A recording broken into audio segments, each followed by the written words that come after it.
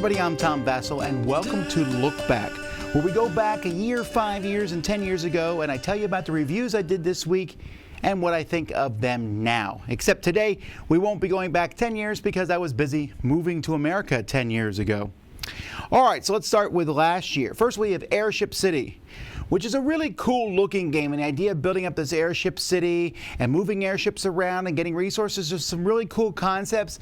But at the end of the day, it wasn't satisfying to build any of the things. The points were too few, and it just was a boring engine builder. Franklin's Fortune is a cool concept of, well, I like the idea of Benjamin Franklin being a theme in a game. It's a deck builder, but it's not a very well done one. It's just kind of at best. Yokai is a cooperative game. It's about Japanese spirits, but it's a wonky one. It's a cooperative game where you have very limited communication. I'm just not a big fan of that style, I think. Kenny G, keeping it sexy. This game from Prospero Hall. It is what it is, right? This is not for me, this game, but it definitely is a game I think that will please a lot of people. It's the kind of game that I can see good in, even though I'm not a big fan of it. It was just too simple, too easy. But if you go to the store and you're looking for a very simple cooperative game and you happen to like Kenny G music, boom. Bugs on Rugs is a drafting game, kind of for kids, although there's a little bit of a complicated scoring way I thought that might be too much for kids. But other than that, this is very comparable maybe to Sushi Go, where you're drafting bugs who will score in various ways. Dead Men's Cabal, which has a very macabre type theme, very cool components from Pandasaurus in that regard. This is it has these interesting scoring mechanisms, and you're collecting skulls of different colors. You just have to watch the review to learn more about it. Snowman Dice. This is for kids. It's a game that I enjoy, where you're just basically rolling dice as fast as you can to build a snowman, but also flicking dice at other snowmen to knock them over. Simple. Kids love it. Meow Meow. Oh man, I thought I would hate this game based on the name, but I did not. It's actually a pretty neat social deduction game where one person there's like a mafia, right? But one person's trying to give information to the cop secretly, and that's just a cool concept and works well. Unmatched Battle of Legends, a year old at this point. Still a very good game, a reworking of Star Wars Epic Duels, but done very well. When I look back at it, I still think it's a very fun game. They just released some new expansion, which I haven't played, but Z played and has loved them. Era Medieval Age from Plan B Games. This is essentially a roll and move, except it's a roll and then place these cool plastic buildings in this grid. The board's a little boring looking, but the game itself is really well done. You get to place buildings that let you roll more dice. It's a descendant of Roll Through the Ages, and you can tell, but I like it a lot. Bunny Kingdom in the Sky, really good expansion. I don't know that it's necessary. And I don't know that I would hunt it down to play it all the time, but it is a solid expansion to the game.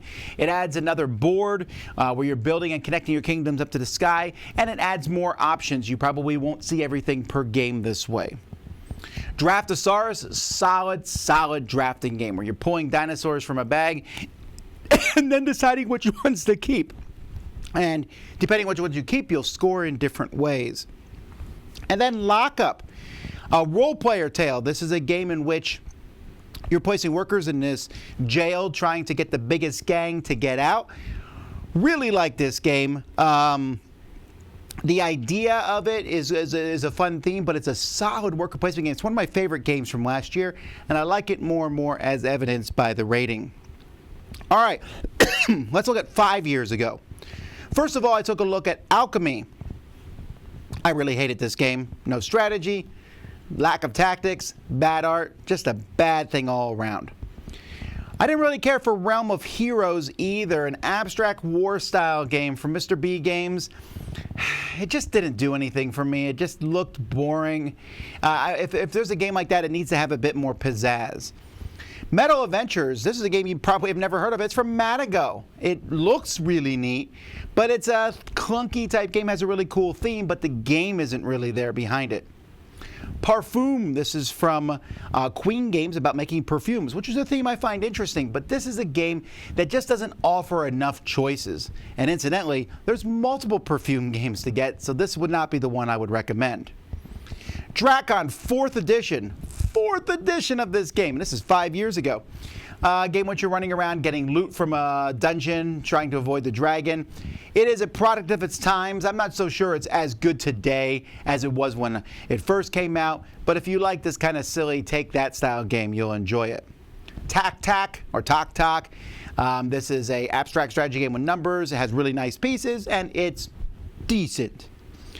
Dark Moon. This one I dropped a bit. It was originally conceived as Battlestar Galactica, the dice game. And then, of course, they couldn't get that, so they remade it with this. I don't really like the graphic design of Dark Moon. I know some people do. It just didn't really wow it for me. The reason this one's dropped down is because there's so many other games that do very similar things to this one, and I never find myself drawn to play this one. So I have to drop it a bit for that. A bigger drop here is Magic the Gathering Arena, and I warned them. Magic the Gathering Arena, really cool idea. It was basically a second edition of Heroescape without all the cool terrain, but it mixed Magic the Gathering, had all these deck building elements, and I was excited to see what they came out with, and they came out with 2 small expansions for it, and that was it. This game extremely needed expansions and stuff so that you could do deck building, and even like the base set, you couldn't even put 2 of those together and do anything with it. Very disappointing. The gameplay is really good. There's just not enough out there. I would never recommend it because of that. Tides of Time. On the other hand, this one went up for me.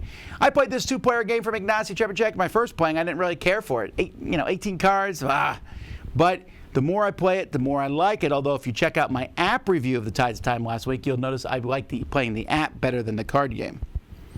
I Spy. This is a really weird one. It sounds like a kid's game. It's not. It's a very historical war game where you're controlling factions in Europe, and there's a lot going on in it. I find it interesting and intriguing, although honestly, since 5 years, I've never heard anyone talk about it. Also, I don't hear many people talk about XMen Mutant Revolution. This is a reworking of Spartacus, Blood and Sand. This is a bunch of X-Men in an arena fighting back and forth and everything. It's cool, although it doesn't necessarily feel like they have superpowers per se when you're in an arena. But if you like the X-Men, there's not many games about them. Letter Tycoon. I remember this game distinctly because to the point of Letter Tycoon being published, I didn't really have a lot of faith in breaking game stuff. I didn't really play much of things. I thought it was mostly garbage. This was a pretty solid word-style game from them. Easy, fun, and with some really good graphic design. Dragonwood. This is a nice Slay the Dragon type game, but for kids. This is from GameRight. Really good production values and an easy one to jump into.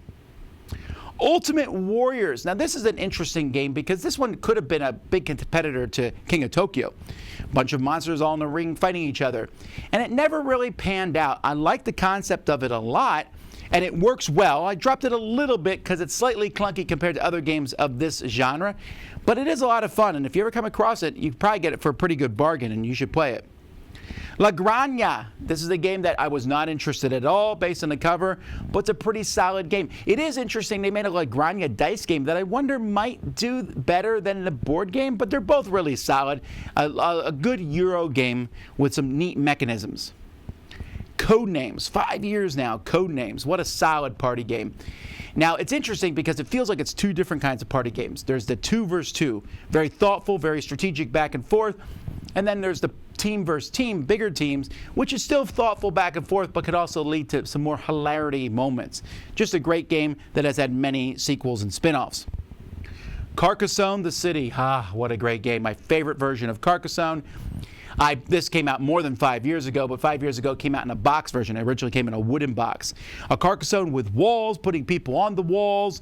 This is the one that I would use to introduce new people to the genre. I love it. And then Blood Rage. It's easy to forget sometimes that I really like Blood Rage. Go back and watch our original review of it, and you'll see that I liked it the most of the 3 of us, although one of us then turned around and made it their favorite game. Blood Rage, though, is a fantastic drafting, fighting, so much cool stuff going on in this game. I wonder if it might drop a half point for me at some point in time because I do like Rising Sun better, and we'll see where Ankh shows up in this list. But for now, still really fantastic game. So those are the games that I reviewed a year and 5 years ago. Until next time, I'm Vasel, and you've been watching Lookback on the Dice Tower.